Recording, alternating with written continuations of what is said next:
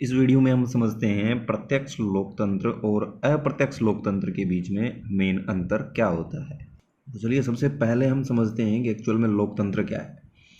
लोकतंत्र सरकार का वो रूप होता है कि जिसमें सत्ता जो है वो सर्वोच्च सत्ता लोगों के हाथ में होती है। लोकतांत्रिक देश में प्रत्येक नागरिक के पास एक वोट होता है। प्रत्येक नागरिक का मीन्स है यहाँ पर प्रत्येक वयस्क नागरिक, यानी ऐसा नहीं है कि जो भी भारत का नागरिक है जो वयस्क नहीं है। अलग अलग देशों में वयस्कता की अलग अलग होती है। जैसे हमारे भारत देश में जो 18 वर्ष का है वो व्यक्ति वोट डाल सकता है। तो हम ये कह सकते हैं कि जो वयस्क नागरिक है वही उसी के पास वोट का अधिकार होता है, अन्य के पास नहीं होता है। जैसे नाबालिग है, कोई 17 साल का है या कोई 18 साल से कम उम्र का व्यक्ति है, उसके पास वोट का अधिकार नहीं होता है। तो एक लोकतांत्रिक देश जो है उसमें प्रत्येक वयस्क नागरिक के पास में एक वोट होता है और उसे सरकार की नीति के पक्ष में या उसके खिलाफ में वोट दिया जा सकता है। यानी कोई भी अगर पार्टी जो है चुनाव लड़ रही है वो उसके पक्ष में भी वोट डाल सकता है या उसके खिलाफ भी वो वोट डाल सकता है। अपने वोट का इस्तेमाल वो नीति के पक्ष में कर सकता है सरकार की, या फिर सरकार के खिलाफ भी कर सकता है। इसके अलावा लोकतंत्र में नागरिकों की प्रतिक्रिया सरकार की नींव के रूप में कार्य करती है। यह प्रत्यक्ष लोकतंत्र या अप्रत्यक्ष लोकतंत्र के रूप में हो सकता है। लोकतंत्र में एक्चुअल में क्या होता है कि नागरिकों की कोई भी प्रतिक्रिया है वो सरकार की नींव के रूप में कार्य करती है। यानी नागरिक अगर प्रतिक्रिया पॉजिटिव देंगे तो वो सरकार टिकी रहेगी। नागरिकों ने अगर नेगेटिव प्रतिक्रिया दे दी तो वो सरकार जा सकती है, उस सरकार को भंग किया जा सकता है। प्रत्यक्ष लोकतंत्र उस प्रणाली को संदर्भित करता है जिसमें नागरिकों को निर्णय लेने की प्रक्रिया में भाग लेने का अधिकार होता है। अभी हम आगे समझेंगे कि प्रत्यक्ष लोकतंत्र क्या है और अप्रत्यक्ष लोकतंत्र क्या है, इनकी एक्चुअल में परिभाषा क्या है। अभी के लिए हम इतना समझ लेते हैं कि अगर प्रत्यक्ष लोकतंत्र कोई भी प्रणाली कोई भी देश यूज़ कर रहा है तो उसमें नागरिक जो है वो कोई भी निर्णय है, कोई भी कानून है, उसके अंदर सीधे निर्णय लेने की क्षमता रखते हैं, अधिकार रखते हैं। और इसके विपरीत अप्रत्यक्ष अगर लोकतंत्र है तो इसमें नागरिक अपना केवल प्रतिनिधि चुनते हैं और सरकार जो है वो प्रशासन के रूप में भाग लेते हैं और अपनी ओर से कार्य करते हैं। यानी इसमें निर्णय लेने का अधिकार जो है वो नागरिकों के पास में न होकर के नागरिकों के द्वारा चुने गए प्रतिनिधियों के पास में होता है। देखते हैं प्रत्यक्ष लोकतंत्र की परिभाषा क्या है।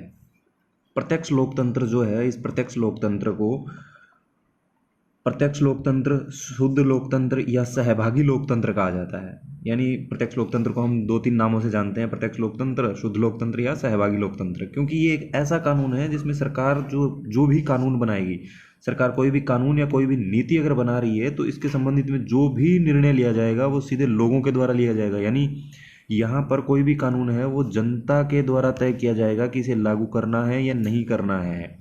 यानी इसमें देश के नागरिक जो भी होते हैं उनसे दिन प्रतिदिन निर्णय लेने और सरकार के प्रशासन में प्रत्यक्ष भागीदारी की आवश्यकता होती है। प्रत्यक्ष भागीदारी का मतलब है कि सरकार ने कोई भी कानून बनाया तो वो कानून पहले जनता के सामने आएगा, पहले जनता उस पर अपना निर्णय देगी, वोट करेगी जनता कि इसको लागू करना चाहिए या नहीं लागू करना चाहिए। अगर नहीं लागू करना चाहिए, बहुमत नहीं मिल पाता है, तो फिर वो जनता के द्वारा जब खारिज कर दिया जाएगा तो लागू नहीं किया जाएगा उसको।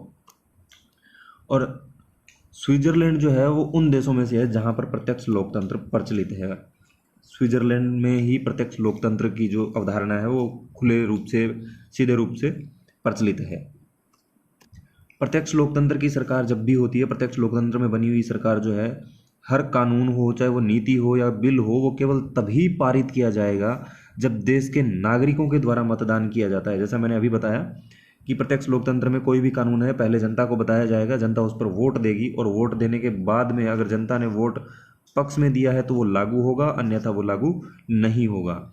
यहाँ सरकार के सभी लोग एक साथ मुद्दों को उठाते हैं, एक निर्णय के साथ आने के लिए चर्चा में आते हैं जो सभी के लिए सहमत है। इसलिए देश के नागरिकों को कानून बनाने और उन्हें प्रभावित करने वाले मामलों में सीधा कहना है। या कहने का मतलब यही है कि कोई भी सरकार जो है वो जो भी कानून बनाएगी वो सीधे लागू नहीं कर सकती, पहले वोट करवाएगी जनता के माध्यम से और उसके बाद ही उसको लागू करवाया जाएगा।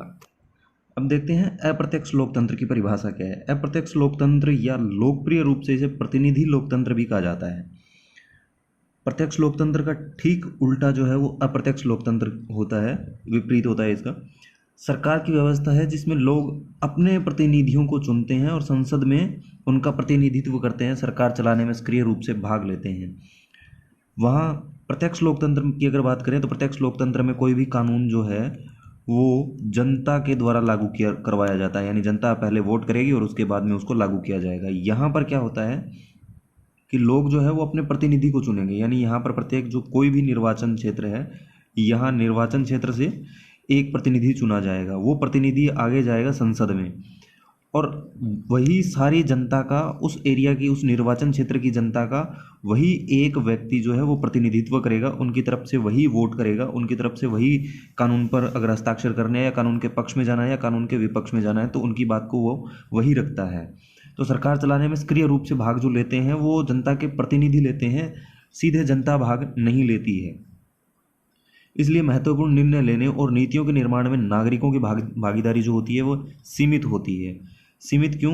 क्योंकि प्रतिनिधियों ने ही करना होता है, जनता ने अपना प्रतिनिधि चुना और आगे संसद में भेज दिया है, तो जनता कोई भी कानून या कोई भी बिल या कोई भी एक्ट पर वो कोई भी वोट नहीं करती है। भारत जो है वो अप्रत्यक्ष लोकतंत्र का सामान्य उदाहरण है। अप्रत्यक्ष लोकतंत्र में प्रत्येक निर्वाचन क्षेत्र से एक राजनेता चुना जाता है, जैसे अभी बताया कि निर्वाचन क्षेत्र से एक प्रतिनिधि चुना जाएगा और संसद में उसके लिए मतदान करने वाले लोगों का प्रतिनिधित्व करता है, यानी संसद में वह जाएगा, संसद में जाकर के जिस एरिया से, जिस निर्वाचन क्षेत्र से वह व्यक्ति जीत कर आया है, उस एरिया में रहने वाली जनता का संसद में वह व्यक्ति प्रतिनिधि होगा।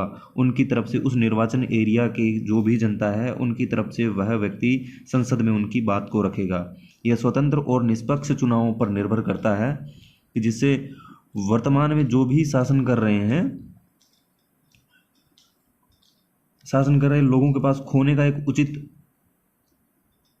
मौका भी होता है और डर भी होता है, क्योंकि अगर कोई भी सरकार जो है वो ठीक तरीके से काम नहीं कर रही है तो हो सकता है कि अगली योजना में, कोई भी अगली योजना जो आ रही है चुनावों की, उस योजना में जनता उनको दोबारा मौका न दे। इसलिए निर्वाचित राजनेता को कार्यालय से हटाया जा सकता है और समुदाय के लिए, उनके द्वारा किए गए कार्यों के लिए जवाबदेह बनाया जा सकता है। यानी किसी भी समुदाय ने, किसी भी समुदाय के लिए उन्होंने जो भी काम किया है उसके लिए जवाबदेही जो भी रहेगी वह उसी राजनेता की रहेगी, जो भी राजनेता निर्वाचित किया गया है जनता के द्वारा।